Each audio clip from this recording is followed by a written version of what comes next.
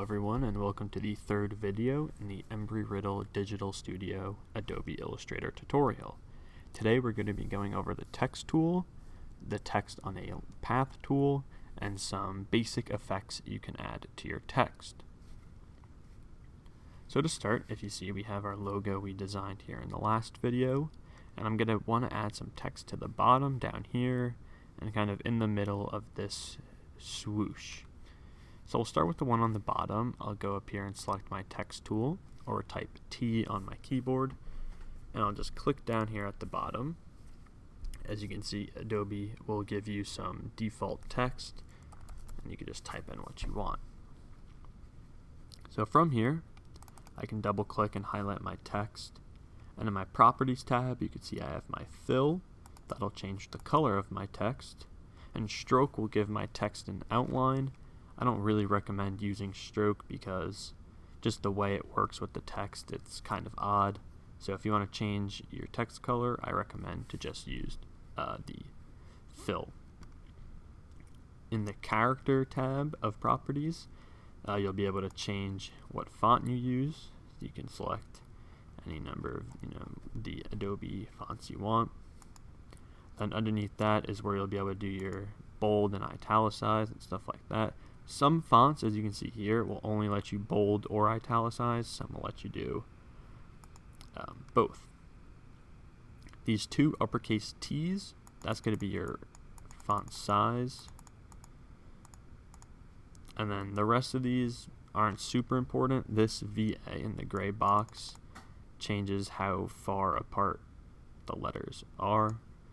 And then if you click these three dots here, it'll give you even more settings, and we'll go over those later in the video. Underneath that is your alignment tools, so left align, center align, right align, justified margins, things like that. Now, if you want to spice up your text a little bit, if you go to your selection tool, click on it, you'll get this box with all these, boxes around the edges. And if you go to Effect and Warp, it'll give you a list of effects you can add to your font. So I'll click Arc here, and you see this little pop-up menu appears. And right off the bat, you can see with this negative 20% bend, my text is arched. If you don't have this little preview box selected, make sure you do that because it'll allow you to get live updates on your text. So if I move this bend this way, it goes the other way. If I move these horizontal ones, it kind of moves the effect to the left and right a little bit, or up and down. Be careful when you're using these effects because while they can look cool, it can pretty easily make your text unreadable. So be cautious when using them. If you really want, you can even apply multiple effects. As you can see, Adobe doesn't like you doing this because, like I said, your fonts can get pretty crazy and hard to understand. So I recommend not stacking them. And if you do add an effect and you want to go back and change it, as long as it's selected in your Properties tab underneath Fill and Stroke, is the FX little tab here. So I have the Warp Arc effect on, so here it is. I can click on that and edit it a bit more. So that's your basic text tool. If I want to do a text on a path, so if I want to have my text running along a line, I need to go to my text tool, click and hold, and that'll give me my little menu of other text tools, and select Type on a Path tool. As you can see, this will change my cursor. I'll have kind of like the default text cursor with that dotted line going through it. So if I want my text to be going kind of through this swoosh here, I can't just click in the middle here. As you can see, Illustrator says I'm having an issue. I need to first draw the line that I want my text to go on. So I'll just make a quick line here. And when you're making these lines for your text to go on, make sure they aren't very, like dramatic lines. Like, keep them pretty subtle, because if you have a very,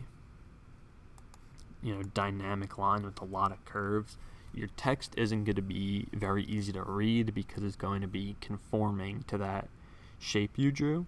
So as you can see, like, I didn't match these lines exactly with this line here, and that's because if the text was on this line, it wouldn't fit very well. I made a much more, even line. It's almost straight. There's very little curve to it. So I'll go back to my text on a path tool, and now I'll select this line. As you can see here, Adobe gives me some text to work with, and I'll put in what I want. Now, as you can see, my text is very right bound, even though in my Properties tab I have Align Center selected. It's not in the center. And that's because if we go to our selection tool, and with our text selected, you can see here on the side I have this big line with a square in the middle, and that's my left bound. So my text is centered, but it's centered with this left bound, that's kind of hard to see, but this right bound in mind.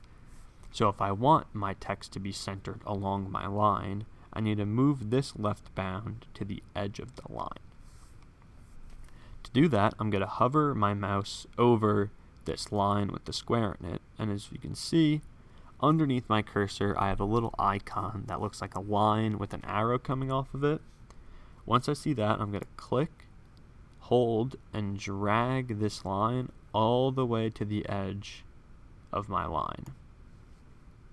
And now my left bound is at the left end of my line, and my right bound is at the right edge of my line, so my text is centered on the line. Now, some more things to do. If I highlight this text and click these three drop down arrows, or these three dots I was talking about before, and get this larger menu, as you see, I still have all the things from before, these top four, but now I also have these bottom four. This will let you do things like capitalize or lowercase your text, make it a subscript or a superscript, underline, line through, all that kind of stuff.